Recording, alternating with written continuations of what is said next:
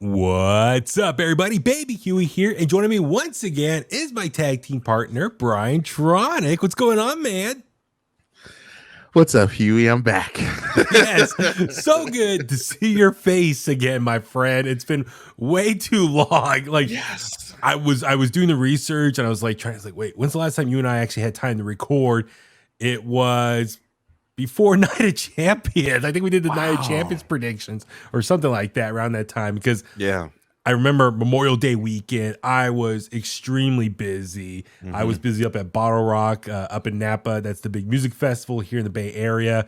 And so, yeah, I was up there 2 out of the 3 days, and it was fun. I got to see Smashing Pumpkins on Friday. So that's one of my all-time favorite bands. But also, as you know, Billy Corgan is the owner of the NWA. So it was cool to see that. And then, yeah, Red Hot Chili Peppers. So, yeah, that was a busy weekend with Night of Champions, NXT Battleground, Double or Nothing. So I was just trying to play catch up after the festival of all the shows I missed. And then, then like the following week, I started getting sick. And then the following week after that, I lost my voice. And it's just been really busy at work and a lot of stuff going on. And so, Forbidden Door was last week. And so it's been a busy month. And so I do apologize to the Kliqsters for not as many episodes the last few weeks, but I plan on, we need to get back on track, get our momentum going again. It is summertime now. So it's, there's a lot of stuff going on. So this episode is going to be fully dedicated. We're going to review tonight's episode of Friday Night SmackDown live from England. Well, Yes. Tape delay for us, but live for the people over in the UK. And we're going to do our predictions for Money in the Bank, which is tomorrow, live on Peacock. So a lot of stuff to talk about, man. But yeah, Brian, just a little catch up. How's everything else been going for you? I'm sure the Kliqsters are been wondering how you been. Yeah, man, everything's going great. I have a walking 1-year-old now, so that's been crazy. So you've been getting your steps in. Yeah. Following him. Yeah, following him around. And he won't just let me hold him anymore. Like, yeah, it was easier when he didn't walk because he just wanted to be held. I mean, it was still hard then, but now he just wants to get down, and now I have to follow him. Not even just with my eyes. I have to stop him from picking things up, stop him from touching stuff. So that's been my life for like the last 2 weeks or so. And just first it was like trying to put in the work to get him to walk, and then now that he's walking, now it's just like, what did we do? yeah. So yeah, you got a little monster on your hands. Like he's crazy. I got a little excited because I saw him. He was like looking at the TV one day when I was watching Raw. Okay. And he was like running. Like, we have this little like playpen thing in the room. And so he was like darting back and forth. I'm like, whoa, is he copying what he sees on TV? It's his own personal ring. My wife's like, no, honey, he doesn't know what he's doing. I'm like, oh man. No, I think you have a future WWE superstar on your hands. You just don't know it yet. So you're starting him young. So awesome would that be? He's gonna start super kicking you within the next year. So. I'll be a wrestling dad. I'll be the dad that they call when they need me to come be a part of a storyline. Exactly. That'd be awesome. But yeah, no. So like I said, I do apologize for lack of episodes, but I mean, Brian, as you know, now the wrestling landscape is even more busy now between Raw, SmackDown, NXT, and then AEW now has Dynamite and Collision. So they got 2 like major shows. I know they got Rampage as well, but it's a lot of TV. It's like 3 shows per promotion now. I definitely want to get back into, regular episodes, like one WWE episode, one AEW focus episode. So just trying to find the time to do it. But I like to think my schedule is going to lighten up a little bit now with summertime here. And just some of the projects I was working on is kind of in the past now, so we can just move forward. But yes, as I said, this episode is going to be our SmackDown review. I figure let's review it and then use that as a segue to do our predictions for Money in the Bank. And as always, please remember, subscribe to us where we get your podcast at. Just search for In The Kliq. If you're listening to us or watching, actually, I'm gonna try to put this as a video on YouTube tonight. Brian, I was telling you, I taught myself how to edit videos. So my goal is just without any special graphics or anything, just as a raw file, upload this as a video to our YouTube page. So please subscribe to In The Kliq, watch the video, give it a thumbs up, leave a comment, email us inthekliq@gmail.com. So, all right, let's go ahead, jump into talk about tonight's episode of Friday Night SmackDown. It's in England. So, Brian, as always, let's kind of start big, and then we'll go through some of the main segments, and then segue talking about the matches. But overall, I really enjoyed SmackDown tonight. And I don't know if it's a combo of just the hot crowd, the setup was different than we're used to seeing here. What's kind of your thoughts of tonight's episode of SmackDown? I think it was the environment. Excuse me, the environment, the setup. And then I think we got to see some really good matches. Also, some matches that were supposed to happen last week, but as we talked about before we started recording here, is that the matches that were supposed to happen last week that ended up happening this week, it actually turned out better. Yes, exactly. Yeah, no. So for that London crowd, they were hot all night, chanting, full of energy, really getting into it. And we'll talk about some specific moments here. But even WWE has a video on their YouTube page of just all the chants from the night. And then I like the setup, like the entrance. It's not the current entrance that we see for their shows here in North America. It's similar to what we saw Backlash, excuse me, when they were in Puerto Rico. So it's kind of like off to the side, and they kind of come out in front of the screen and walk and turn as they walk out to the ring there. So I'm digging it. I really like the setup. It kind of gives a different vibe. But I'm with you. It was a lot of matches tonight. And some big quality matches. It's almost like, as we've talked about in the past, ever since kind of Triple H has taken over for creative for WWE, the pay-per-views, or excuse me, premium live events has been more, it's not as many matches. They don't try to force as many matches on one show. It's almost like, I mean, I know for Money in the Bank this week, and they have 7 matches, but that's kind of like the most we would see in one night. I think WrestleMania was 8. They tried to, because they made a bigger deal for 8 per night. But still, be 6 and 7 is like that sweet spot now of matches, and that's kind of been his formula. When he was at NXT, overseeing NXT and the takeovers, it was always 5 max. I think towards the end they started doing 6, but I'm all for that. I mean, that's a great debate right now. AEW gives you double digits, 12, 13, 14 matches, while WWE almost does half that. And that's a whole separate conversation. But I like WWE's formula. They give you a match, and then it's like you got a breather, you got the video package, they run some commercials, you got time to go to the bathroom, you got time to tweet your thoughts, whatever the case may be. I kind of like the flow of WWE's premium live events. So with that being said, they have 7 matches lined up for Money in the Bank, and so I feel like they have some other storylines going on that are deserving of a pay-per-view or appearing on a pay-per-view show, but it looks like instead it's like the overflow were all presented here on SmackDown tonight, which I thought that was really cool. It kind of really sets up as a big weekend. You got all these pay-per-view level quality matches on SmackDown. You got Money in the Bank the next day.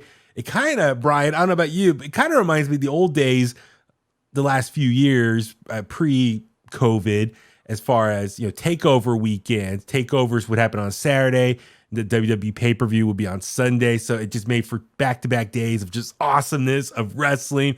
I don't know. Do you kind of feel like that's kind of what we kind of got here a little bit, as far as like back-to-back days of just WWE taking over your weekend? Oh, yeah, for sure. And I think it works out better that way, too, because sometimes when you have so much, and I see people complain online even about like, oh, well, why didn't they put this match on, the pay-per-view or the premium live event? Why didn't they? It's just like, well, they don't have to, because they're treating the SmackDown kind of like a pre-show, a kickoff to to the premium live event. So I feel like that works out. You don't have to stuff everything all on the pay-per-view. You have everything that needs to be on the, and then again, we talk about like the premium live events not having so many matches. I feel like that's a good thing because you don't want to put matches and that aren't like the biggest on that card, right? But then you might have some that are like great stories going on, but you just don't have the room. So I think the SmackDown before, having it like a SmackDown and then the premium live event in the same arena, it's like back-to-back days, like you said, it's a whole weekend. You know, these big pay-per-views like Money in the Bank and Survivor Series and SummerSlam, you know, them having them in these big stadiums or big arenas. It's like it's so much to look forward to. And for me personally, it's like, okay, I love going from one wrestling event to another and not having like this huge gap, having to wait till Sunday, especially when you have like a cliffhanger ending on a SmackDown, right? It's like, okay, now I get to get myself ready for the premium live event the next night. And so, yeah, it's a good thing to me. Yeah, well, like one for the fans in the London area, you get more bang for your buck. Like you get 2 shows in that weekend. It's just not one show focus. You get SmackDown and the next day the pay-per-view. So it's back to back. You got a lot of stuff to work with and enjoy, take in. And then I kind of like what you said, because they don't do matches on the pre-show anymore. But I like your thoughts of like the overflow of matches can on SmackDown. And it makes SmackDown a bigger deal and worth tuning in. Right. And get you hyped up, and it really promotes the pay-per-view. And I remember, you know, a lot of fans used to get upset over the fact that certain matches would be on the kickoff, right? Like, or like even the Intercontinental title or the United States Championship. Yeah.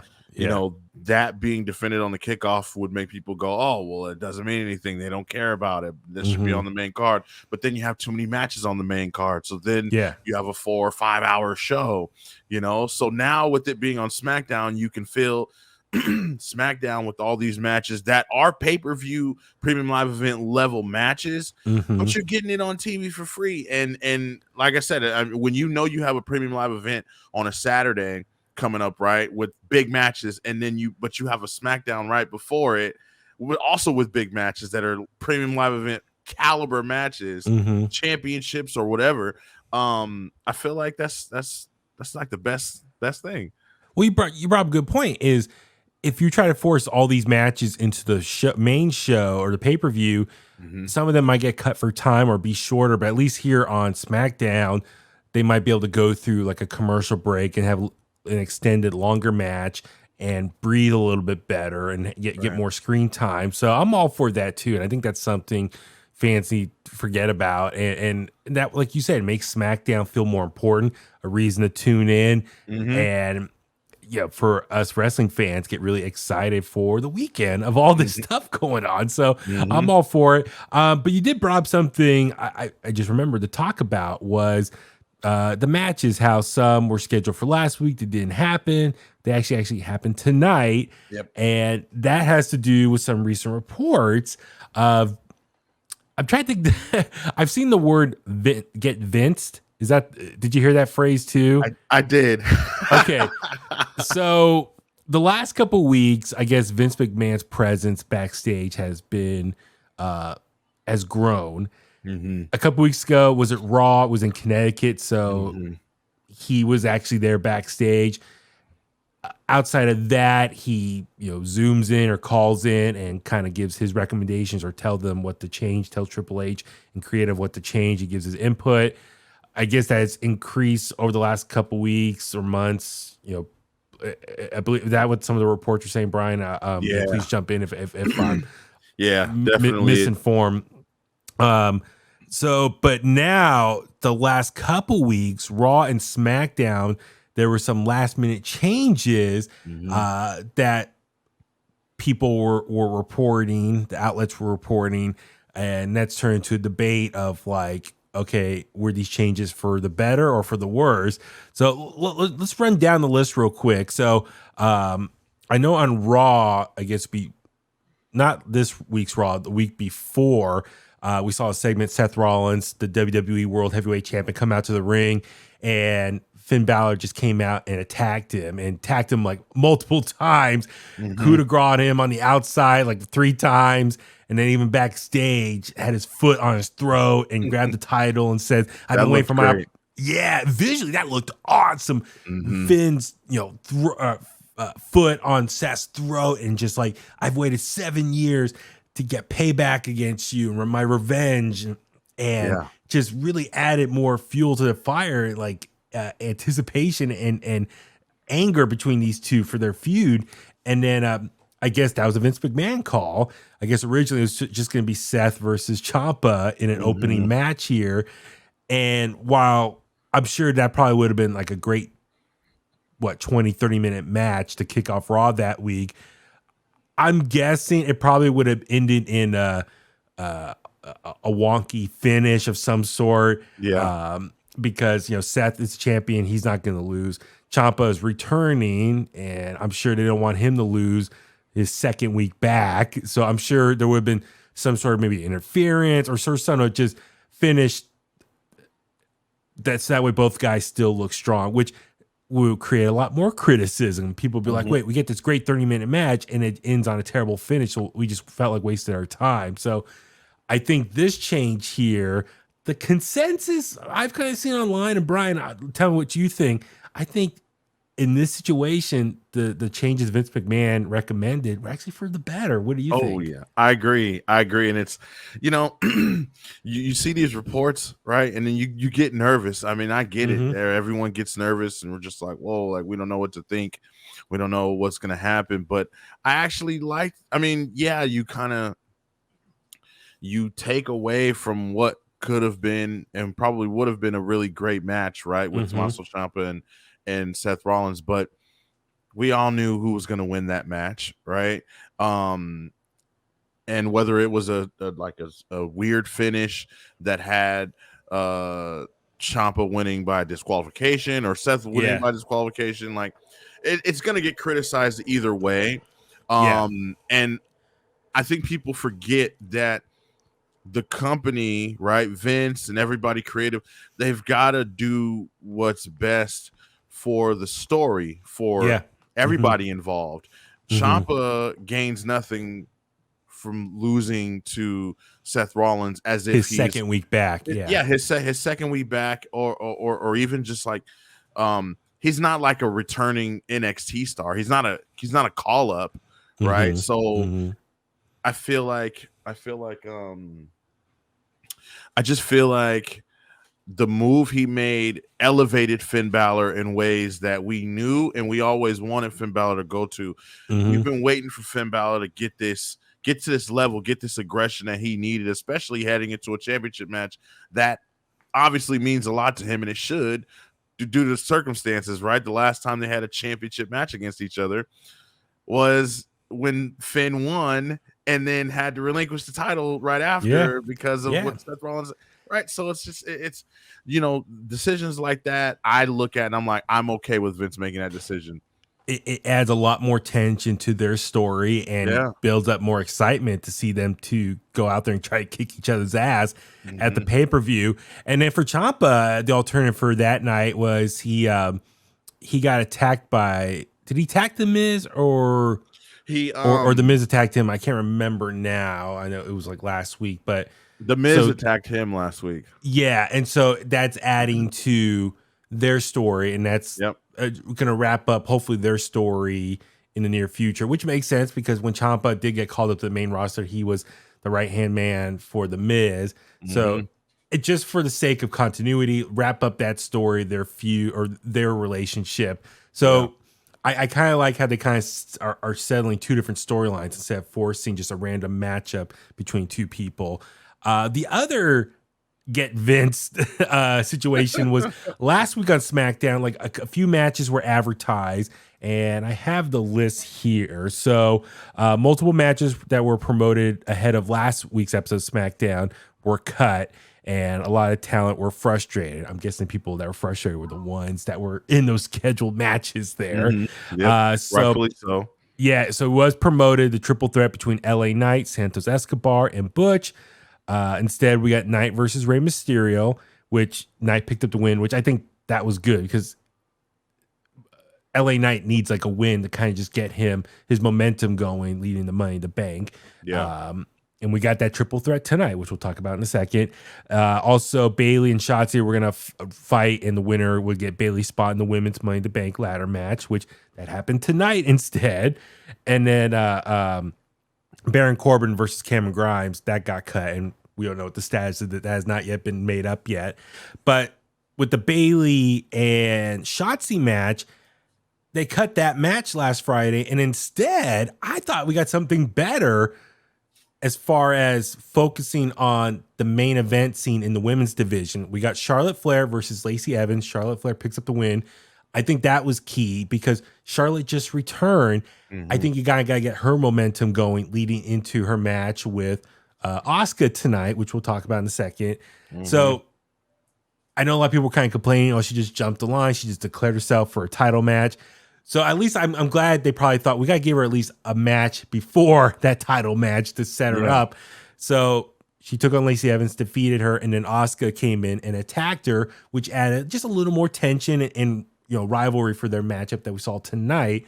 So I feel like they dropped like a mid-card match in the women's division for a match involving women in the main event title scene. Right. So I think that's an upgrade last Friday. How about you? What were your thoughts on that, the criticism of that cut match and led to what instead was Charlotte? I know you're the biggest Charlotte fan in the world, so I'm sure you're all for it anyway, but please, your thoughts on that. Yeah, I was definitely all for it. The queen has to get her reps in.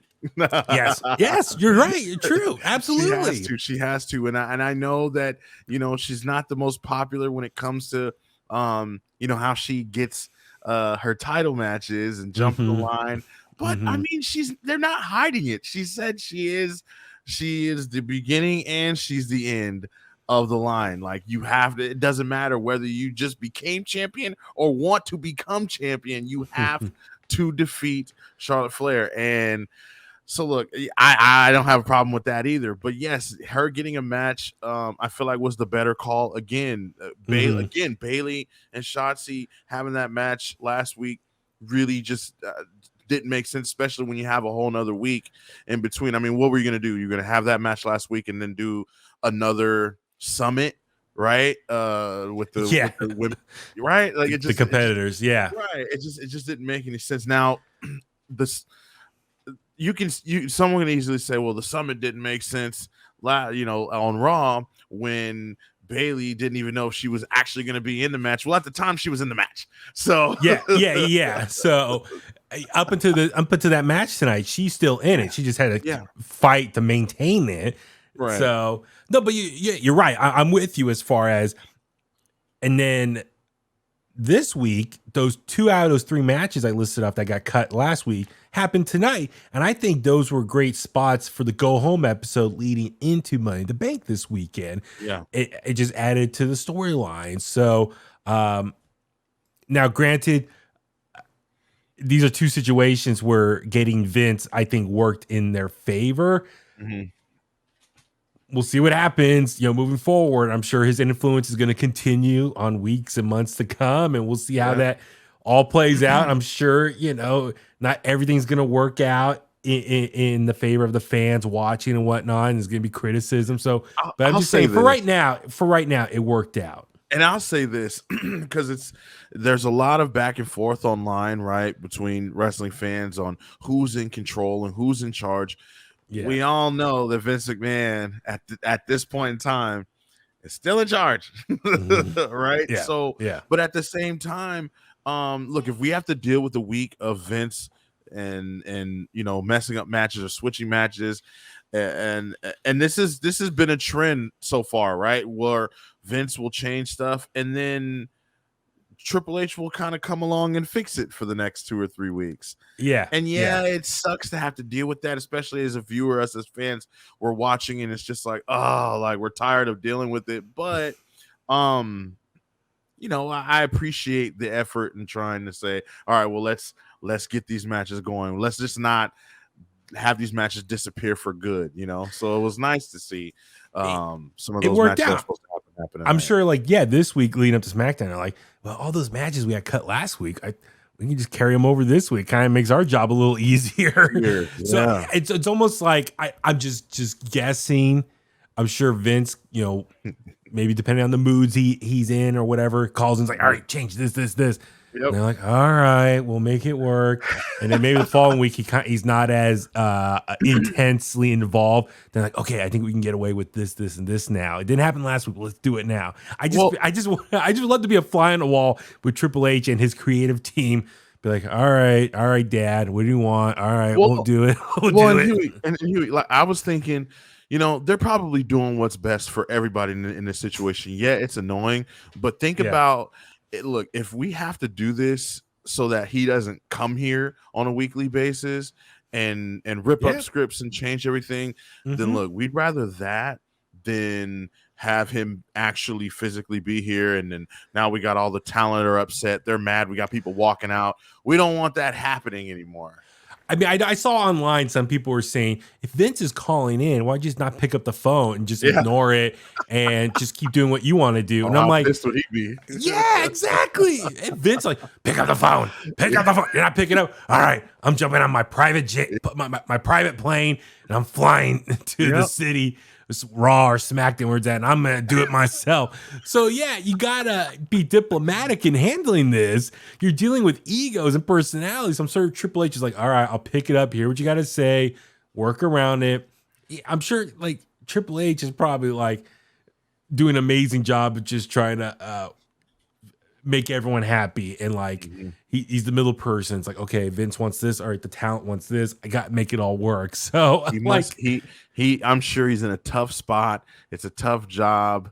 It's really tough, especially when you, like you said, he's right in the middle, right? You got the fans, you got what you want to do, what you feel is right, and you got Vince, your father-in-law. You got Endeavor around the corner. I mean, and I'm curious what will happen once that sale or the merge goes through officially, how that will change even more. Will Vince's power, I don't know, I got kind of research that, but I'm kind of curious how his role will change even more, or his presence. So it's still a wait and see process. So, all right, let's talk about SmackDown right now. Let's go through some of these main matches that happen. That were, as we said, were kind of like the overflow that were not used for the pay-per-view, but for SmackDown instead. So the opening match was for the undisputed WWE Tag Team titles. Kevin Owens, Sami Zayn defending against Pretty Deadly. I thought it was a great opener. The crowd was loving Sami Zayn's song, singing along. Really happy for Pretty Deadly, who are, from London or from England as well. So I'm sure for them, just being there and just wrestling in front of their hometown or home country must have been awesome. And Brian, I'm not sure. This is Pretty Deadly's first time back wrestling in the UK since NXT UK went away or they got called up. I was trying to think about. Yeah, so it was a fun opening match. Pretty Deadly doing some of their heelish tactics and whatnot. Ultimately, Kevin Owens, Sami Zayn picked up the victory after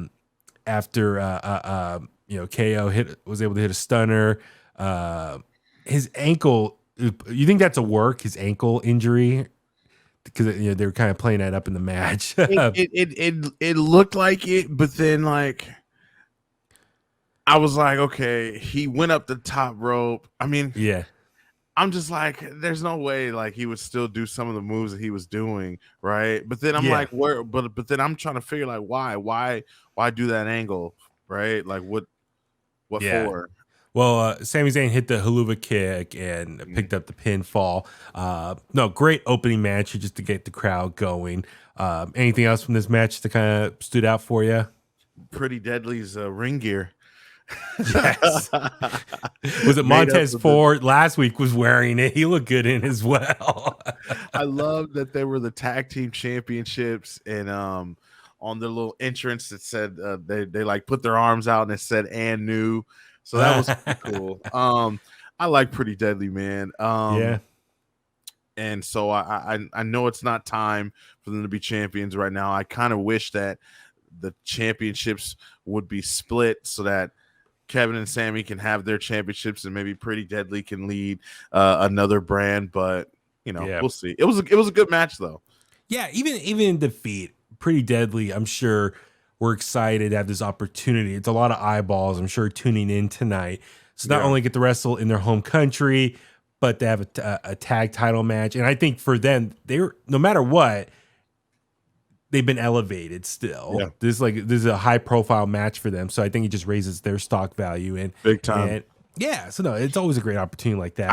I'll say shout out to them and shout out to Kaden Carter and Katana Chance. Yes. They've been really killing it since coming up too, and really giving hope to what the and Alba Fire and Isla Dawn. They've been really sparking up that women's tag team division, and I'm just like, oh man, where was this? They should have been called, and we all know that Kaden and Katana should have been called up. Alba Fire and Isla Dawn should have been called up, right? So shout out to them too.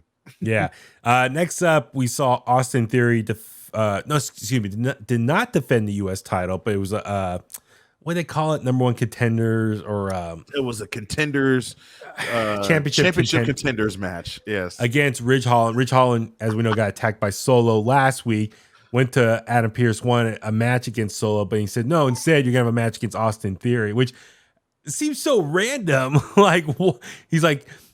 And then Ridge is like, well, if I win, I get a title shot, right? And he's like, yeah. He's like, all right. So like his whole focus of Solo just disappeared. And I guess his mindset was easily like changed. Oh, okay, U.S. title. I mean, it just seems so random. Like, yeah, I'm going to give you an Austin Theory match here. And he's like, oh, okay. Like if I'm pissed off at Solo, give me Solo. So, well, and again, maybe, and we'll again see, and that's where the two, you got the battle of Triple H and Vince. You got Ridge Holland, and Solo. That's Vince's match, right? And you can clearly tell that was like a Vince decision, at least in my opinion. And then you have Triple H and what he's trying to do with the Brawling Brutes and Sheamus. It seems like obviously mixing them in with Theory. I forgot it. They've been missing for like 3 weeks or something. Like, yeah, it's good to see Theory back on TV. He's been gone, as you said, for a few weeks. He really got ice cold. The U.S. I mean, I know he was kind of working with Pretty Deadly and he's been for a minute, and he's been doing live events too, right? So I saw earlier, I was like, oh, okay, he has been at the live events then. I guess he was defending the U.S. title on live. I forget who his opponent was, but I'm just like, man, what a bad title run for him. Actually, was it LA Knight and AJ Styles? Yeah, that's right. Yep. That was the house show yesterday. And I guess LA Knight did not take the pin. AJ got pinned. Yep. So people were like, ooh, is that a good sign? But yeah, Austin Theory, I mean, that's a whole bigger separate discussion. He's really gotten cold post beating John Cena at WrestleMania. It's just, I think a lot of people are still like, it's just such a lackluster U.S. title reign right now, and his character's flat, and it's like, where do you go from here? It's exactly what John Cena told him would happen. Yeah, so I don't know what you need to do to fix him. Maybe turn him babyface somehow. His goatee bothers me. His facial hair, it like comes down to a point. It's just really weird. Yeah, dude. He needs a new. I feel like he needs new music and maybe just a little bit more edge. The music, I feel like it's too babyface almost. Like, hey, it's a little harder. Yeah, like it's almost like waiting for the crowd to sing it, right? And you don't want to fall into a situation where the crowd starts singing his theme song, and then now you got to turn him babyface, right? Yeah. So Ridge Holland comes out to the ring, and he's super pumped. He's another English wrestler, and they really hyped up his rugby background.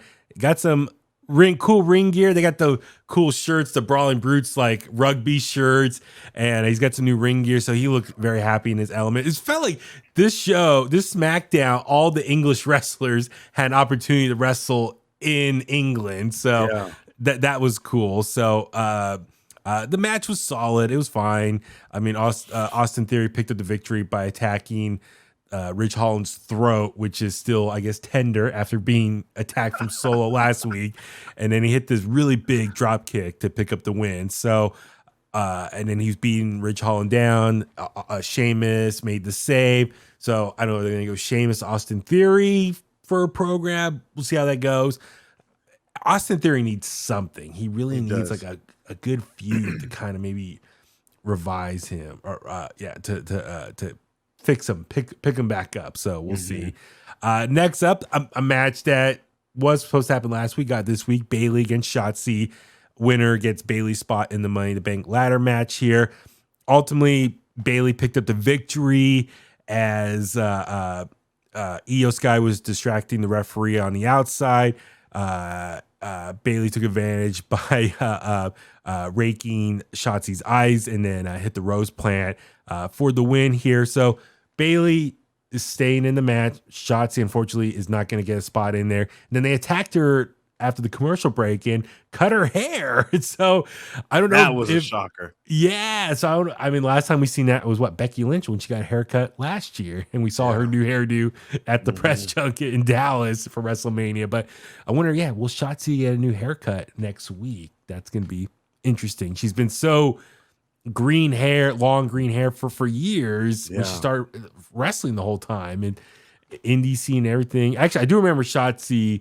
And she used to have red hair. Yeah. She's from the Bay Area, so she used to do modeling and stuff out here and had red hair. So I wonder, what kind of new look? I wonder if we'll go with short hair look, kind of like what Becky Lynch did for a while.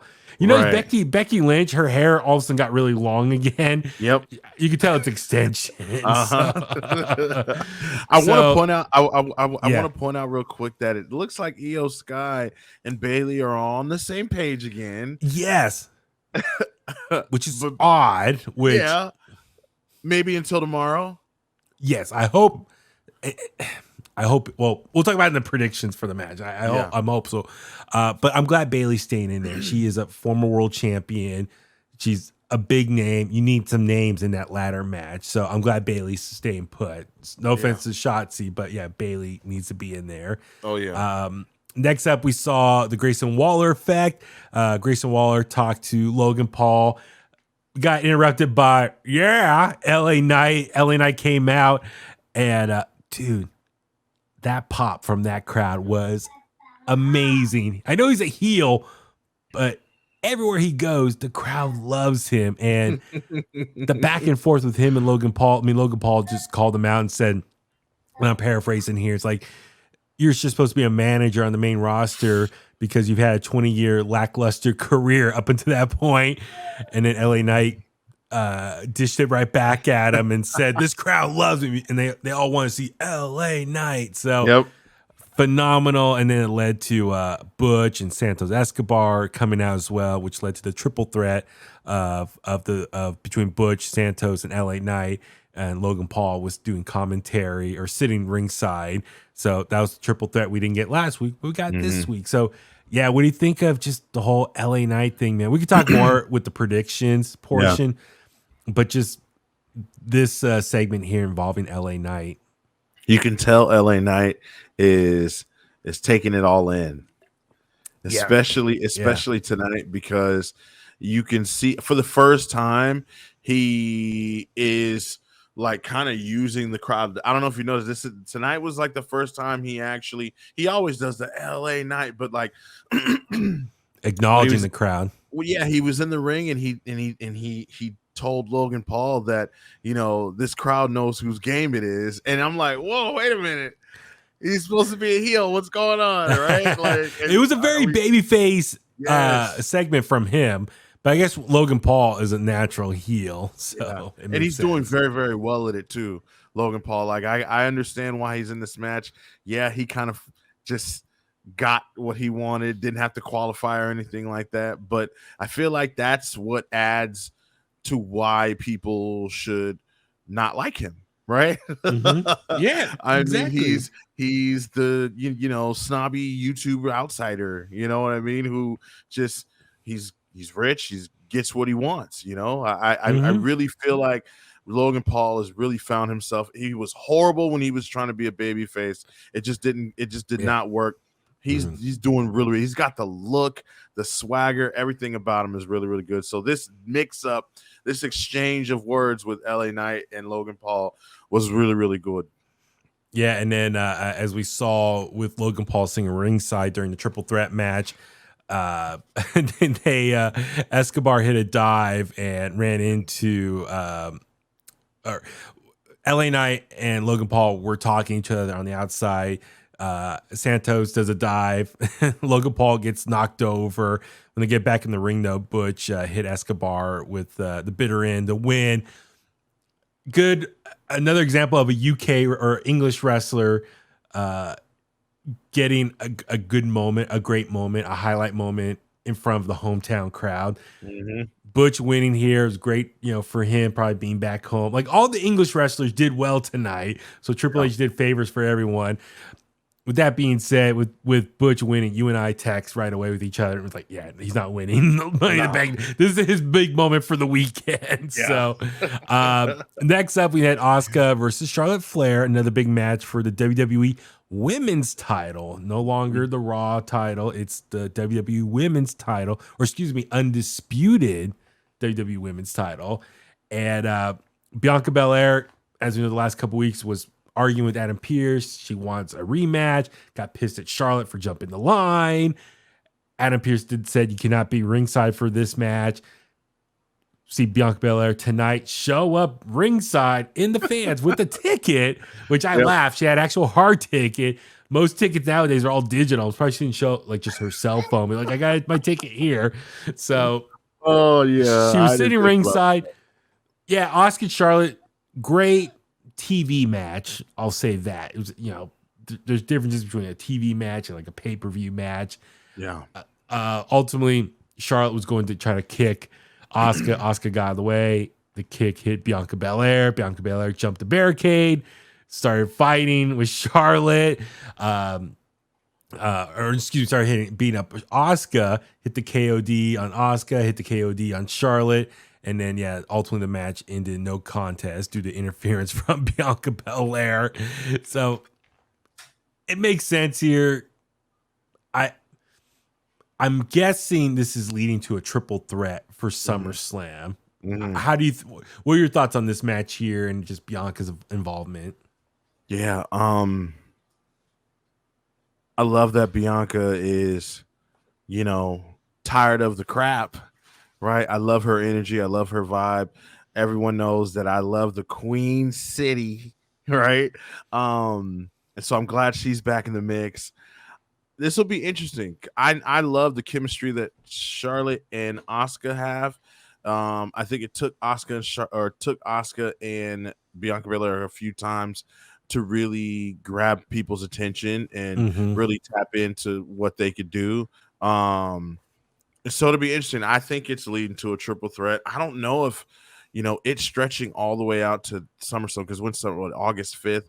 That means you got a whole month. I mean, I guess it's July, right? Isn't it July? Is it July? Let me see. I thought it was August 5th. Oh, you're right. I'm sorry.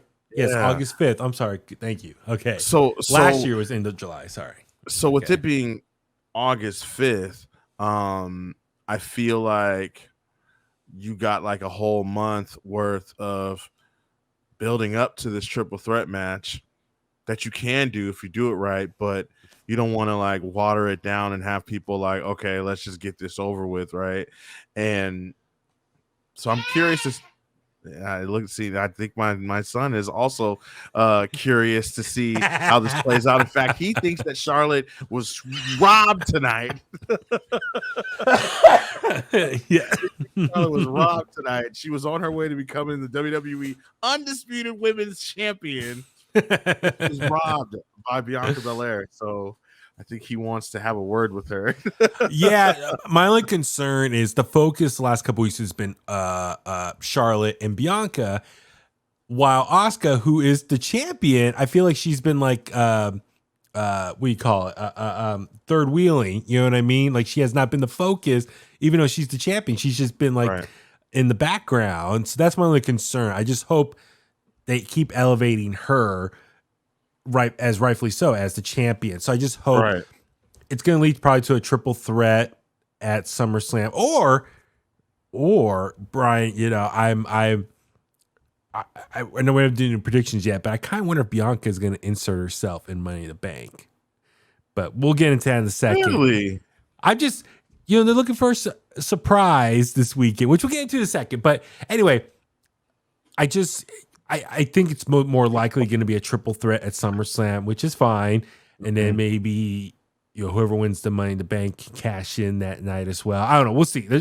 We can talk more about it in the predictions. Okay. And in the last segment of the night, it was Roman Reigns coming out, cutting a promo with Solo, and ultimately the Usos come out, confront him, and leads into a big old brawl. So I love the video package that aired beforehand, kind of explaining the whole history of this civil war in the Bloodline. Yeah. Awesome. It summed up everything nicely. God, WWE and their video packages. Ever since I was a little kid, have been always so good. Roman Reigns comes out. He's talking to the crowd. Solo's there with them. Usos come out, and they both say, we don't want to be the tribal chief. And they both said, we think Solo should be the tribal chief. And then Roman started laughing, and Solo looked over at him. Like, what's wrong? He didn't say it, but you could read his body language. Like, what's wrong with that idea? Like, you don't think I can? Yep. So trying to create some tension amongst Team Roman and Solo. Yep. Maybe create some doubt amongst Solo about aligning himself with Roman here. Ultimately led to a brawl. Jay was talking to Roman, and Jimmy snuck around the side and snuck in the ring, super kick Roman, and then just brawled here. Typical brawl before a pay-per-view match here. Anything else that kind of stood out for you with this one here? It's just kind of by the book or a paint by numbers situation as far as like a go home brawl here. Anything else that kind of stood out for you? Just Roman's performance again, right? Like his overall acting, like he does a very good job at telling the story, even just on his own, right? Like if the Usos are not necessarily having an off night, but if their role in pushing the story forward isn't as impactful, I feel like every week or every other week somebody else has an important part, and I feel like Roman's was the most important tonight. Him laughing at Solo, or the idea of Solo becoming tribal chief, thinking that was funny, is important. It's key. It's something that could really come in between, like you said, really cause tension, come in between Roman and Solo, and could eventually lead to them losing their match at Money in the Bank. Yeah. It's gonna be interesting to see what they do here, especially because they're going against his brothers. I'm not trying to predict the match or anything, but at any point, Jay or Jimmy could just go to Solo and be like, "Come on, man! Like, why are you letting him do this to you? Like you're bigger than him, you're better than him, right?" And it could easily get in his head, and I could just see Roman being like, "What are you doing, Solo?" Just I feel like another. He does. Yeah. See, my son. I feel like we got another great Bloodline performance on the way tomorrow, so I'm looking forward to it. Yeah, so on that note, let's go ahead and segue into our predictions for Money in the Bank tomorrow, live on Peacock. We're recording tonight on a Friday night, so I know got to make kind of a quick turnaround here because, it's going to start noon our time here on the West Coast, so it's going to be showtime pretty soon here. But I'm super looking forward to this. So, since we are doing video form tonight, I'm gonna try to do this live in real time here. I got the match cards here, so let me make sure I do this right. So let me go ahead and share my screen here. Let me see. There we go. Boom. Oh, still got that one. No, I don't want that. Oh, let's see. Uh-oh. I hit full screen there. Uh-oh. Okay. I'm going to try one more time. I was practicing earlier here. So, okay. Share screen. Okay. Do that. Okay. Oh, no, I don't want that again. Why is it doing it like that? Okay, hold on. There we go. Okay. Sorry, Kliqsters. Like I said, it's my I'm trying to make this cool professional. There we go. Okay. Boom. Boom. There we go. Got it. So, all right. So, first match we're going to talk about here is the Money in the Bank match, or excuse me, the men's Money in the Bank match, ladder match here. So, we have 7 competitors now. We got Damian Priest, Butch, Santos Escobar, LA Knight, Shinsuke Nakamura, Ricochet, and the last one, Logan Paul, who just declared himself a couple weeks ago. No qualifying matches, just was apparently just insert himself just because he can. So, but yeah, so that match, I have a feeling, Brian, and here, let me switch back screens here.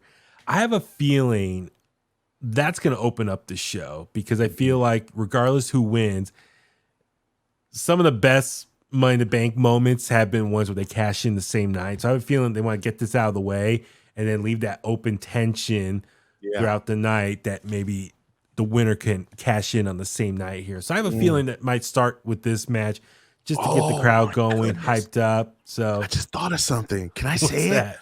Yeah. I just thought of something. What if Damian Priest wins the briefcase and he cashes in?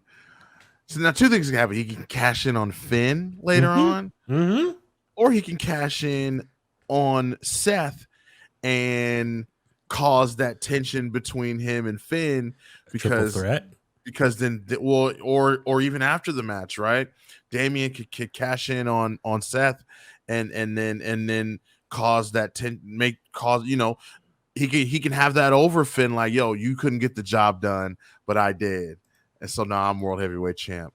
I don't know. I've been reading the reports about how the company's been so high on the Judgment Day and everything that they've been doing. So yeah, let's talk about that. As far as, there's been reports. WWE's been very high on Judgment Day's performance of all the members. Also, I guess creative wants to have a big surprise moment here. And as we go through the matches, I'm going to give like maybe a possible surprise moment because I think a lot of people are trying to assume what could this big surprise moment be. So I'm just going to throw out different scenarios. Also, was it WrestleVotes tweeted out that they want maybe Solo and the Usos have been practicing off-site their match. So maybe this big surprise could involve that Civil War, Bloodline Civil War match there. So we'll see how it goes here. But for this ladder match here, I feel like the possible winner for the men's Money in the Bank match here, I think it really comes down to 3 people. I think it comes down to LA Knight, Damian Priest, and Logan Paul. No offense to the other guys. I just don't think they really have a chance here. I will admit, I do like the concept here as far as the all the participants. They're all none of them are a former world champion. Yeah. It's all like fresh faces, fresh blood in this ladder match. So whoever gets this briefcase, you really are promoting a brand new star or going to hopefully make a new star out of this situation, out of this match. So, but with that being said, I think it really comes down to 3 people who are favorite here. LA Knight, who I think is the crowd favorite. I think that's who the fans really want to see. I know he's favored right now in the betting odds, but I really feel like LA Knight is who the people want. As we talked earlier, that crowd pop, every time he's on TV in front of the live audience, the WWE Universe, the crowd love him. Yeah. Damian Priest, I think he's a favorite as far as the one with like the best possible story that they can go with after this pay-per-view. If he wins Money in the Bank briefcase, there's a lot you could do with that. There's been a little tension between him and Finn Balor in the Judgment Day. So hypothetically, if he wins, and as you said, what if Finn Balor wins the World Heavyweight title? Then you got that tension of like Finn walking around with the title, and then you're like his stablemate be like, whoa, you have Money in the Bank. Are you going to come after me with that? And just create that jealousy, that paranoia. That could be a lot of fun. Or if Seth wins or retains the title, I should say, and Damian Priest has the Money in the Bank briefcase, then Finn Balor can get really pissed at Damian Priest, be like he's pissed that he lost, and he's like, give me that briefcase. I want another shot. Give it to me. Or like, you're going to take the title that I wanted. So that create that tension between Finn and Damian that way. So, or as you say, I like that idea. Maybe Damian could cash in and insert himself as a triple threat with Finn Balor and Seth Rollins on the same night. Because I know was Damian kind of brushed off Finn, recently. I was on Raw, I believe. Yeah. So just there's a lot they could do with that. What if Priest makes it a triple threat, cashes in, makes it a triple threat, and uses it to help Finn? Right? Like, dude, he'd be an ultimate buddy there, and that's that scenario. So I don't know, man. I mean, some Kliqsters out there like, what are you talking about? So that would be interesting.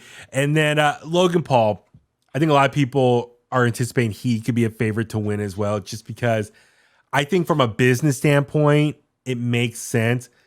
He has a huge following from social media, all his business ventures that he does. Imagine him having the Money in the Bank briefcase. That could bring a lot of new eyeballs to the product, a lot of the press it could generate. Imagine him doing episodes of Impulsive, his podcast, and the Money in the Bank briefcase is sitting right behind him. Every time he does a new episode, a guest could come in and say, what's that briefcase? And he explain it. So he's constantly promoting it. Mm-hmm. Everywhere he goes, he could carry that briefcase with him and just talk about it and constantly promote it, use his social media. And then as LA Knight, was trying to roast him last week, he said the 14-year-old girls that follow him. Yeah, I mean, it could be great exposure, like that young fan base. But oh, what's this briefcase? Maybe they become WWE fans in the process. So I get that's why, from a business standpoint, it makes sense. Also, with Logan Paul, he's not around all the time. So it kind of creates that mystique of like, okay, he hasn't been here in a month or two. Oh, he's coming back tonight. Is he going to cash in tonight? So it kind of creates that mystery of like not constantly being there. So it's like, ooh, what if? So kind of appeal. I don't know. How about you? Is there any favorites here that you're leaning towards specifically, or you want to see? It's a toss up, man. I personally want LA Knight to win. I feel like it's his moment at this time. I really want him to win too. Yes, it's his briefcase. I feel like it'd be the perfect. Like you said, I also agree with you. I feel like this is going to be the opener. I feel like it'll be a great opener. But Priest could do it. I know you can throw Shinsuke in there. That could be a nice surprise, right? I'm sure Logan Paul and Ricochet are gonna have some fun moments together. Yeah, kind of maybe a part 2 of their big spot from Royal Rumble where they jump from ropes and hit each other. That's what I was gonna ask you too. Do you think that this is going to be like your normal WWE Money in the Bank ladder match, or do you think this is gonna be like takeover style ladder match with Money in the Bank? Well, okay, for anyone, the casual person, what's the difference, or how would you explain the difference?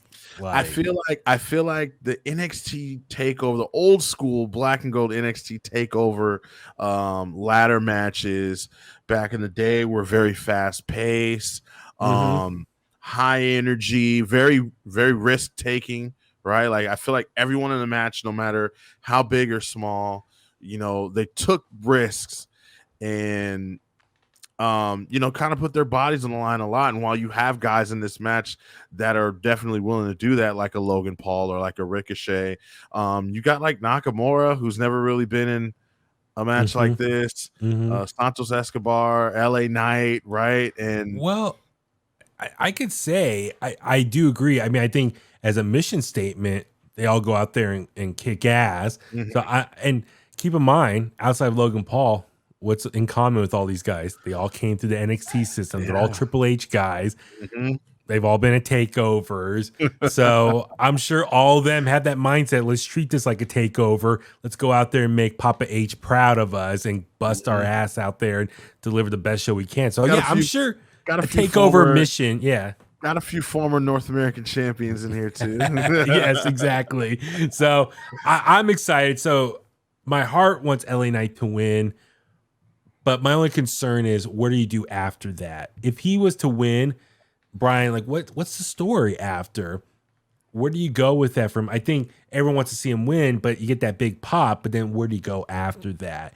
I feel like Damian Priest makes more sense from there's actual story you can go with right away. So Yeah. my And heart there's my and heart wants there's LA Knight, but yeah, I think it's Damian's the favorite here. yeah, there's story and there's like there's just momentum behind Priest right now. Mm-hmm. Well, you can say that there's momentum behind LA Knight too, but in terms of like I don't know, win-loss records or Yeah. just matches, big moment. I mean, Damian Priest, he's in the main event, whether it's a one-on-one, triple threat, six-man tag, six-person tag. Like he's always in the main event.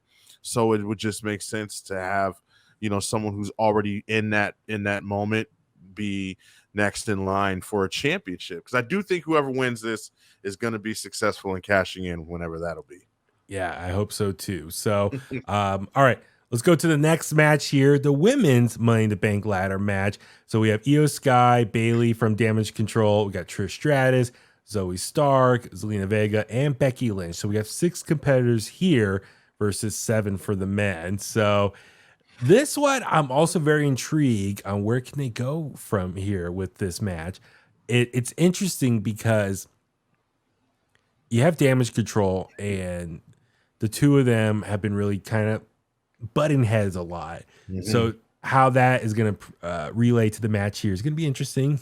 You got Zoe Stark, who helped Trish Stratus at Night of Champions beat Becky Lynch. So they got an alliance there. And then you got Zelina Vega, who's just really been trying to I want to win for LWO. And then you got Becky Lynch, who's really motivated because they've been really selling the fact that this is the one thing she's not accomplished is a Money in the Bank briefcase win. She's done everything else in WWE except that. So, and it's also interesting from a number standpoint, you got 2 baby faces, 4 heels here. I have an idea who I think is going to win, but Brian, I'll turn to you first. Who do you think is the favorite to win? That's what's so good about this year or a lot of these premium live events during the Triple H era is that there's not too much that's like super predictable, right? Yep. This match in particular, like you said, there's 4 heels. They're all like friends. Io and Bailey are friends. Trish and Zoe are friends. I definitely think Zoe is gonna, take the fall here, and she's definitely gonna be helping Trish. Yeah, because I feel like in some way, shape, or form, she may feel like helping Trish get to this moment there'll be a greater reward in doing that than I don't know, getting the briefcase and cashing in at some point. I don't know. Seems like she's brainwashed by Trish at this point. But I think I don't know. It's tough. I would say Becky, but then I know that there's a Trish Stratus Becky Lynch match to come, like rematch to come. Yeah. So then with that being said, I kind of feel like, well, maybe it makes more sense if Trish wins this one, and then maybe we get Trish and Becky have a match, maybe put the briefcase on the line as a stipulation, down the line, and then that's how you get it offered, because I don't think Trish is going to be cashing in and winning a world title anytime soon. You brought up a lot of great points as far as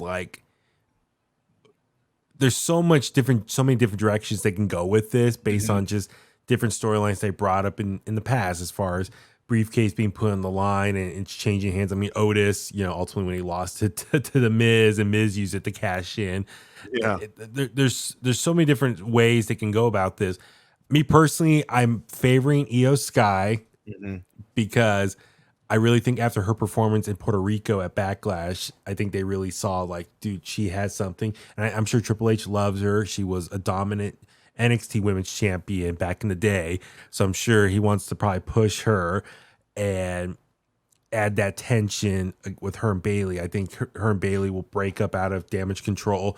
That could be a feud right there. And I'm sure Bailey will do the job to put Io over. And Bailey's just such an amazing wrestler. She's like one of the best dance partners you could have in the ring and make your opponent look good. I see. Yeah, you're right. I think I can see Zoe Stark totally just helping Trish, and she'll bump her ass off and make everyone look good. Zelina Vega, I'm sorry, I just don't really see her chance of winning here. Yeah, Just me either. yeah.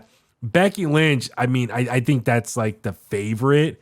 And we saw on Raw this week, she confronted Rhea Ripley backstage and more or less told her, like, you don't defend that title. Like, you haven't done anything with that title. You haven't defended it.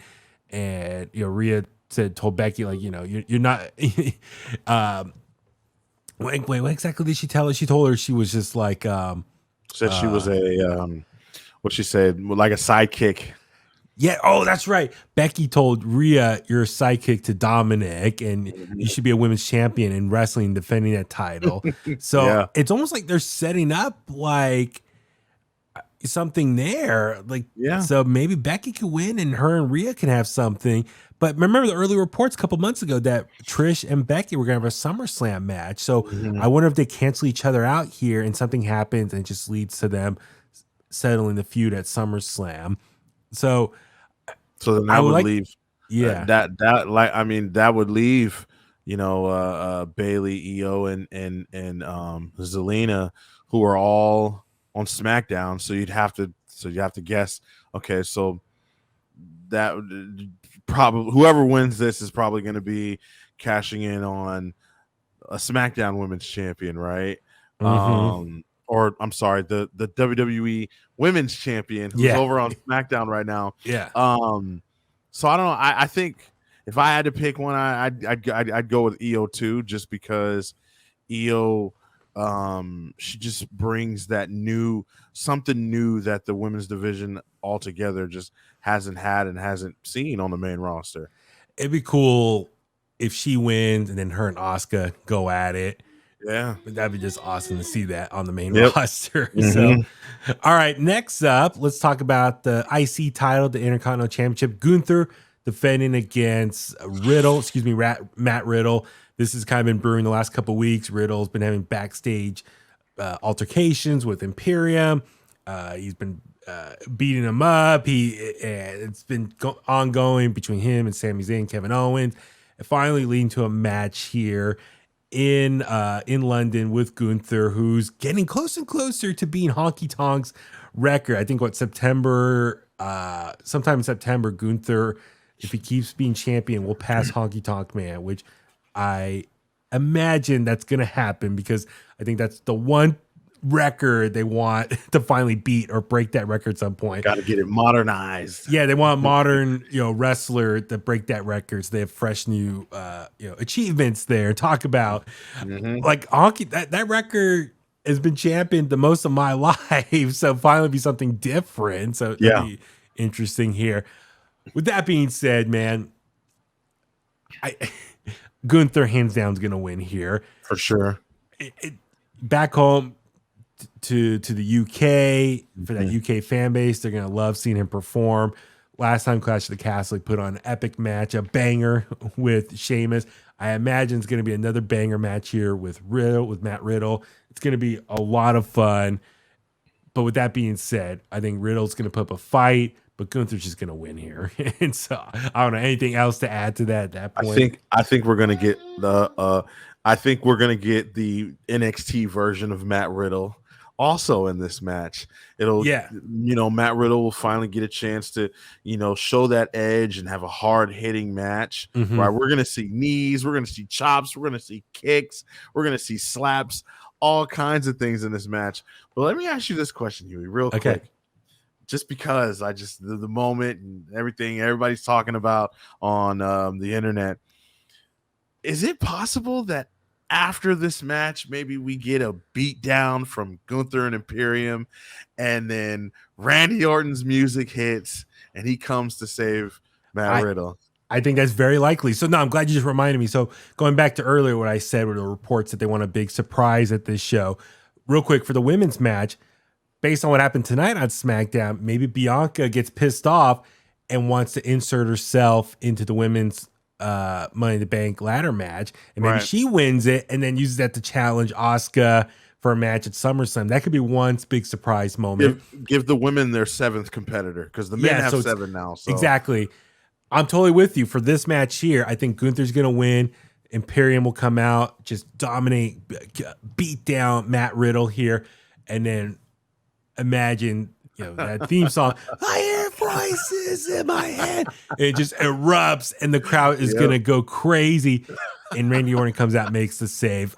That'd be such a great moment there. So I imagine, that could totally happen. I'm all for it. So that could be another surprise there. I'm sure they're going to have multiple surprises here, which I cannot wait for. So looking forward to that. All right, next up for the WWE Women's Tag Titles, I guess, is it Undisputed Tag Titles now? Can we say that? Because it says the Undisputed Women's Tag Team Championships, but they keep saying Women's Tag Team Championships. So I'm like, all right, well, I guess it's not undisputed anymore. So Ronda and Shayna defending against Raquel Gonzalez and returning Liv Morgan, who came back on SmackDown. Was it last week or 2 weeks ago now? Last week. So last week. Or was Monday? Was it Monday? It was Monday. It was SmackDown first. The unification match. Oh yeah, that's right. Yeah. Shayna, Ronda defended their titles against NXT Tag Team Women's Champions Isla Dawn and Alba Fire. Ultimately, Shayna, Ronda pick up the win. So now the tag titles, the women's tag titles, are now unified. And then Raquel came out and wants another rematch to get the title she did not lose. And then brought out Liv Morgan, big surprise, which excited to see Liv Morgan back. I think a lot of people thought she was going to be out a long time with that shoulder injury, but maybe it's not as severe as they thought. Or I know with shoulder injuries, if it's injured, if you do surgery, then you're out for a long time. Or if you just try to rehab it without surgery, you can come back a lot sooner. This is just me purely guessing. Yeah, maybe that's what happened. I don't know. Maybe hopefully we'll get a report on that soon. But yeah, Brian, this match here, I think Raquel and Liv are going to put up a good fight. Ultimately, I see Ronda and Shayna just retaining here. What do you think? Oh, man. I feel like that's been a trend. I feel like everyone, ever since Ronda and Shayna have been tag team champions, everyone's been putting up a good fight. And I think that's important because you just don't want – I think everyone expected Ronda and Shayna to just mull through the entire division, which – is a good thing because you want them to be dominant, but then it's a bad thing because it's just like, well, all these girls just look like chumps, right? Yeah. I like that Katana and Kaden looked like that, great athletes that they are. Yeah, Ronda sold her ass off. I mean, Ronda, to her credit, I mean, fans been critical of her and her promos. I get it. But Ronda does put up a good match to make these other competitors look good. She's been doing very well at that. And excuse me, even with Isla Dawn and Alba Fire, that match, the fact that they, just allowed them to get their offense in and really give the fans a moment to be like, well, wait a minute.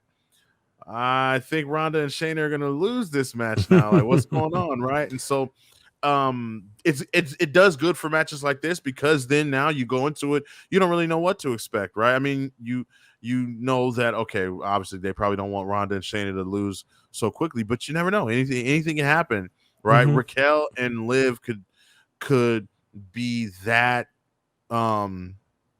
that strong of a team to be able to knock them off. And I know that Ronda Rousey, the reports were out about how important she wanted to make the tag division again, rebuilding it, and if that means that she has to lose the titles back to the team that never lost it to begin with, and I'm sure she wouldn't mind doing that. But well, I was gonna say the tag team division, the women's tag team division is in a good place right now as far as Ronda Shayna is one team, Raquel Liv as another team, Alba Fire, Isla Dawn, Chelsea Green, Sonya Deville, Kaden, and Katana.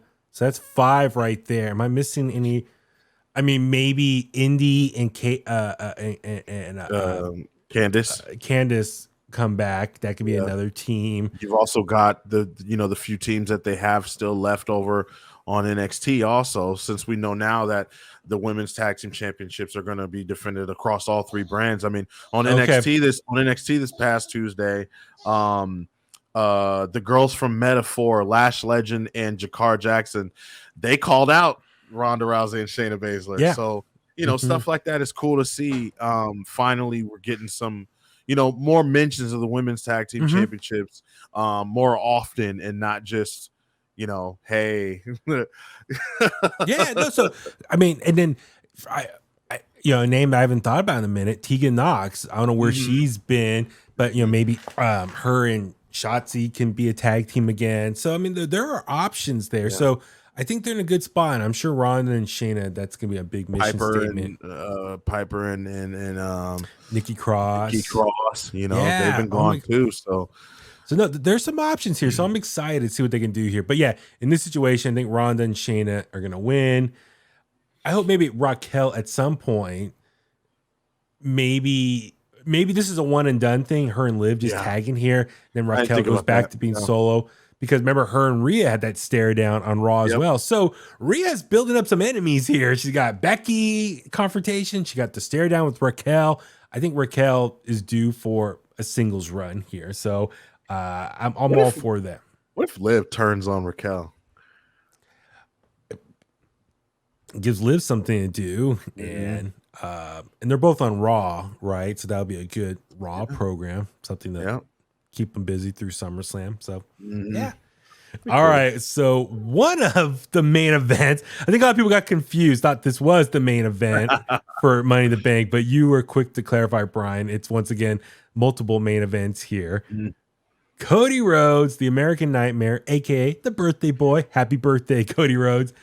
Defending against Dominic Mysterio here. This is something that's been kind of brewing for the last few weeks, ever since Cody lost to Brock Lesnar at Night of Champions, where he just passed out.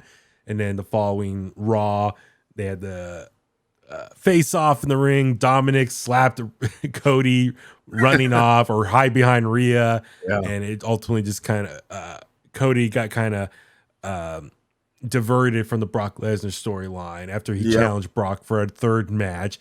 We haven't heard his response yet. So Cody's been busy dealing with Dominic here, which I think a lot of people are kind of like, why are they going at it? But then again, Cody is still the most over babyface in the company. Dominic is the most hated guy in the company. It makes sense in that standpoint. You have your two equals of the heel babyface personas going at it. Now the question is, what's going to happen here? Reports in the last day or so is Brock Lesnar is gonna be in England.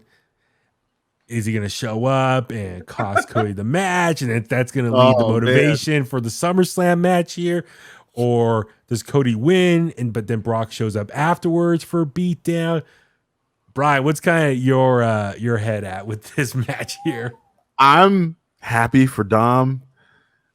He's doing really well, and this is a huge match for him. And, to just be labeled, right, like one of the main events of Money in the Bank is really, really cool for him. So that's awesome. But yeah, when I read that Brock Lesnar might be in the UK, he could, possibly come set up the match, between Cody. But then, like I said earlier, like there's still so much time, like between now and SummerSlam. What is Brock gonna do? He's gonna come beat up Cody and then go away for another 3 weeks. 3 weeks, right? Which could very much so do that. He's not a stranger to doing that. And it turns into Cody by himself trying to sell this match for the next few weeks on Raw. It'll be like John Cena when he was trying to convince The Undertaker to. Oh yeah, exactly. Exactly. Yeah. So my heart, I just want to see Cody pick up the win, beat Dominic, and then Brock can beat him down after, and that could lead to the motivation for a third match. And people are wondering if it's going to be some sort of stipulation for SummerSlam. But I could totally see Brock beating up Cody. There could be a ref bump. Ref's down. Brock comes running in, attacks Cody. Brock picks up Dominic's dead body, Yep. lays it on Cody. Ref wakes up, 3 count. And then Dominic, as the chicken ass heel that he is, just goes around bragging that he beat Cody Rhodes and uses that as, his new annoyance with the fans. Like, I beat Cody Rhodes. I beat, like, kind of what Austin Theory was doing, that he beat John Cena. So I could see that's my guess is probably most likely that's going to happen. I don't want it to happen, but I can totally see that happen, just adding more fuel to Dominic's heel persona. So yeah, so I think that's ultimately what's going to happen here. I agree. All right, 2 more matches here. For the WWE World Heavyweight Championship, we got Seth Rollins defending against Finn Balor. We talked earlier about kind of where they're at with this feud as far as when they got Vince. Monday Night Raw got Vince creatively, but you and I both agree we love what they've been doing as far as adding more fuel to the fire, more tension, the drama. This past Monday, that video package for Finn Balor kind of explaining his reasoning, his motivation to keep attacking Seth, that, he won the Universal title, beat Seth, but then the next night Raw had to relinquish it. Seth came out, laughed in his face, and he's been pissed off, stewing on it for the last 7 years. Yep. So in Finn's mind, he's the victim here, which, as you know, for great storytelling drama, the best villains think they're the hero in their own story, in their own head. So it makes sense. Finn thinks he's the victim. Like, he's the rightful champion. He deserves this. He wants to beat Seth. Seth's the bad guy in his mind. So I love that perception that they're presenting for Finn Balor. Finn's been awesome. A lot of people just love this heel run he's been doing right now. Very close to his old Prince Devitt, New Japan Pro Wrestling Bullet Club leader ways. Yeah.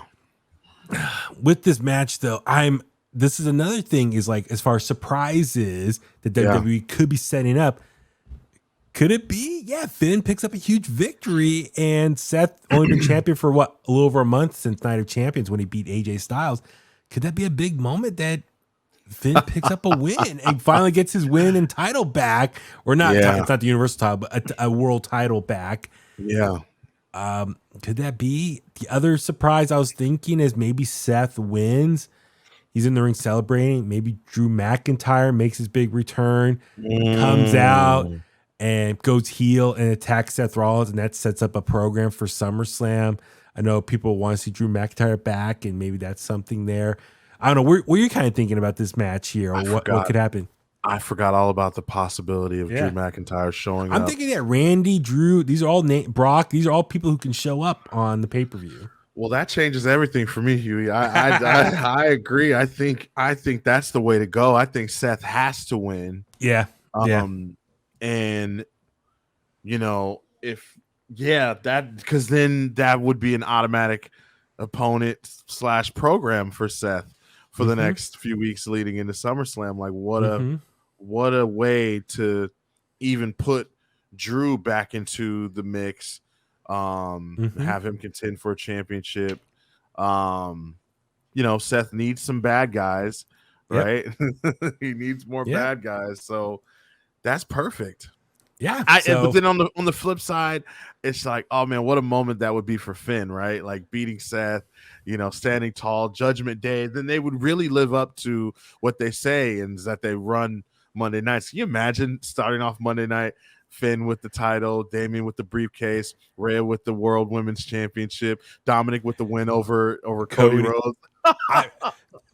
That's perfectly sums up. You're right. That's a great analogy right there. Like, Monday Night Raw, the fallout is them all celebrating their dominance.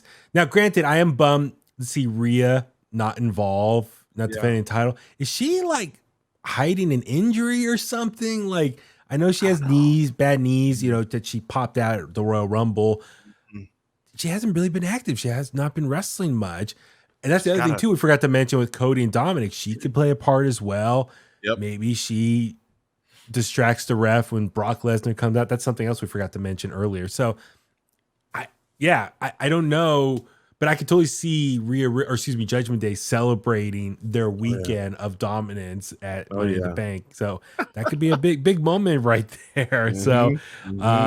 All right, last but not least, another main event. So you said it was a triple main event here. Once again, like they were positioning United Champions or presenting United Champions. Yep.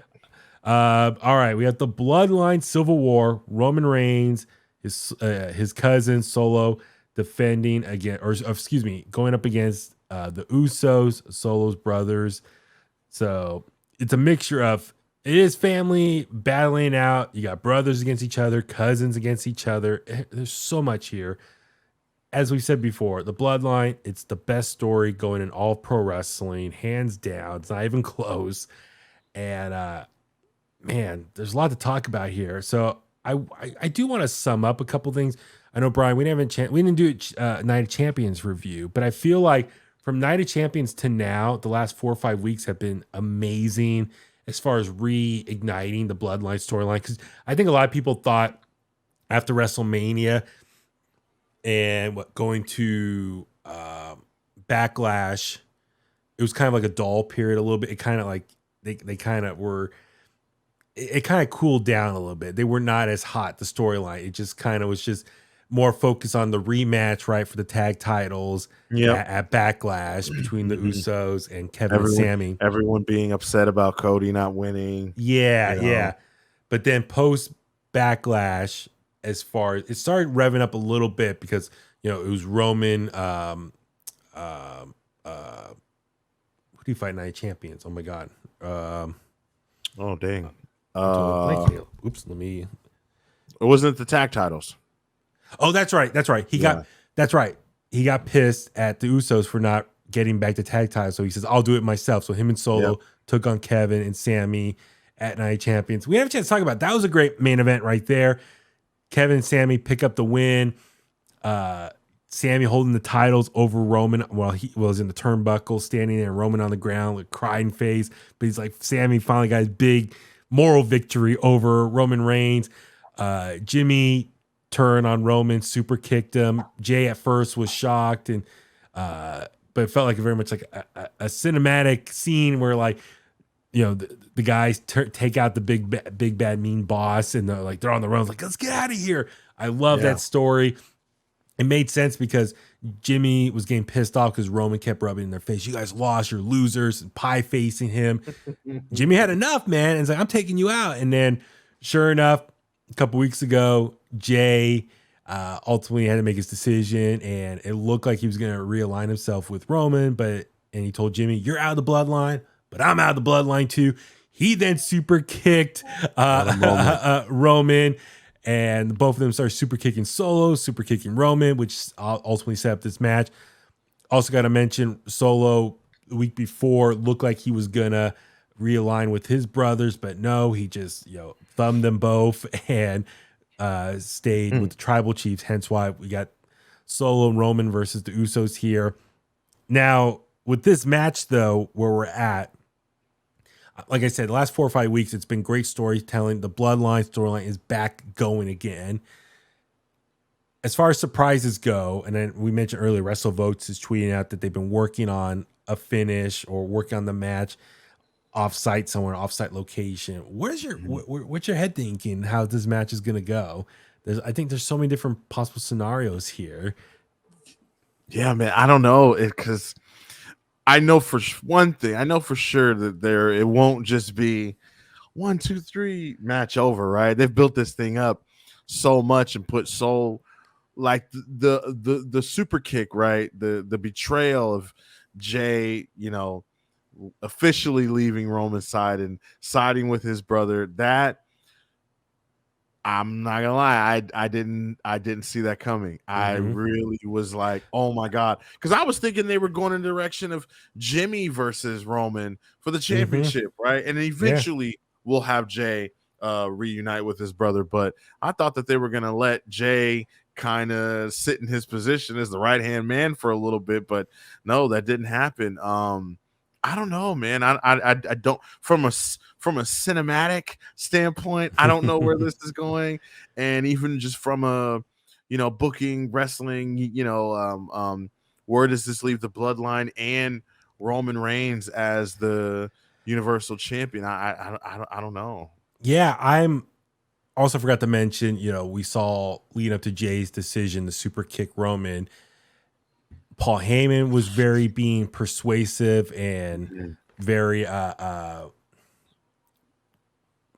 playing mind games on Jay and telling him you're the future tribal chief, and so I really try and persuade him to stay aligned with Roman Reigns here. So Paul Heyman's been playing a big role in this Bloodline Civil War, which I've been loving as well. So with that being said, the other big surprise moment, maybe, or oh my God moment, is maybe, now keep in mind, it's a tag title match. Roman's titles, and I say titles because on TV, it's been 3 belts he's been coming to the ring with. He's got the new undisputed title, and then he's got the 2 old ones, the old WWE title, the old Universal title that Paul Heyman carries, which you pointed out earlier on SmackDown tonight. Paul Heyman's carrying the WWE title, and it has Brock Lesnar's plates on it, side plates. So did they forget the actual WWE title somewhere back in America, and they got to use a replica title in the meantime? So grab the one off the merch booth. Yeah, the merch booth. So I would love to know what the difference is between the replica and the real one. Like, right. Where Me too. I'm sure like the diamonds and the jewelry is a big thing, but and maybe the leather as well, the leather strap. But anyway, for this match here, since there's no titles on the line, could the big oh my God moment here is the Usos win by way of one of them pinning Roman Reigns? Could Roman Reigns eat a pin? He's no titles on the line. He's not going to lose his title. His title reign's going to continue over 1,000 days. As we know, at Night of Champions, it would hit over 1,000 days. He's now just past Pedro Morales on third all time now. So it's Bruno, Hogan, now Roman, I believe. Yeah. Which it's a little, I'll put an asterisk next to that because he's been Universal Champion for that long. He's been WWE Champion for over 400 something days. But I digress. I could see Jey Uso be the one to pin Roman Reigns, which then leads to a title match at SummerSlam, because you need Roman to have a big title match at SummerSlam. It's their WrestleMania 2.0 as far as their second biggest show of the year. Yeah. Him and Jay have so much history there, going back to when the Bloodline ultimately started 3 years ago, where Roman and Jay were fighting and Jay became main event Jey Uso, and Roman beat him up so much that he fell in line and joined him, and Jimmy joined him, and they started their run and just dominating WWE up until this point. So I think the scenario here is, I think Jay pins Roman Reigns. Now, is that the right move though? Like, Roman has been dominant as he's been. Now, the safer round is, okay, no titles are on the line here, so he could technically do a pin and lose. And he has lost in this over 1,000 plus days. I mean, remember, John Cena picked up that win. Was it last December? Yeah. But Roman didn't eat the pin. Was it Sammy ate the pin there? So Roman lost, but he didn't take the pin. So could he lose here and also take the pin? But is that the right move for what you've been building with Roman? We'll see. You can easily that sound now that you put it that way and you brought that up, it really makes way for a lot of things, right? Jey Uso obviously getting the pin, which could set up a future championship match, right?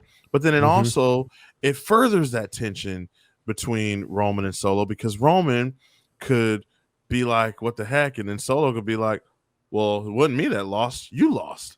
He can kind of do him like Roman did Sammy, right? And be like, I didn't lose. That was you. Right. Yeah. Which could cause even more tension. And you laughed at me at the thought of me being tribal chief. Yeah. So man, this could go either way. It could go either way. I'm leaning towards the Usos winning. And then it sets up a match with Jay and Roman for SummerSlam, because unfortunately there's no one else on the roster right now that's worthy of a championship match with Roman Reigns. There's that emotionally that we care about at this point. I mean, they can start cooking up some people, building them up. I mean, by the way, where's Bobby Lashley been? That's someone else.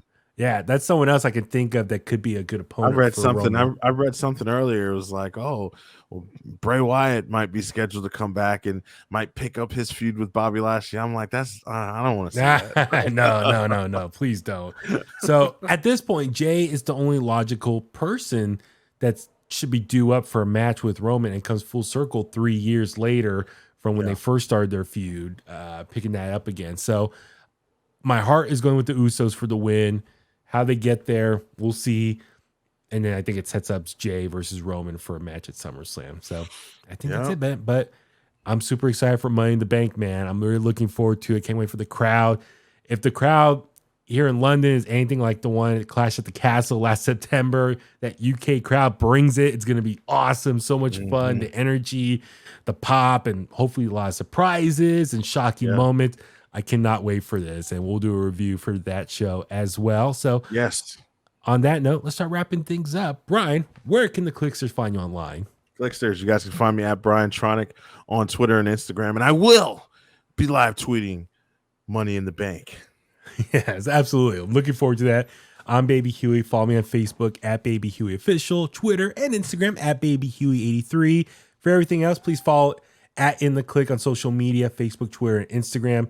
Emails intthekliq@gmail.com. Subscribe to us wherever you get your podcasts at. If you listen to us on Apple Podcasts, please give us a 5-star rating, leave a review. All that stuff helps.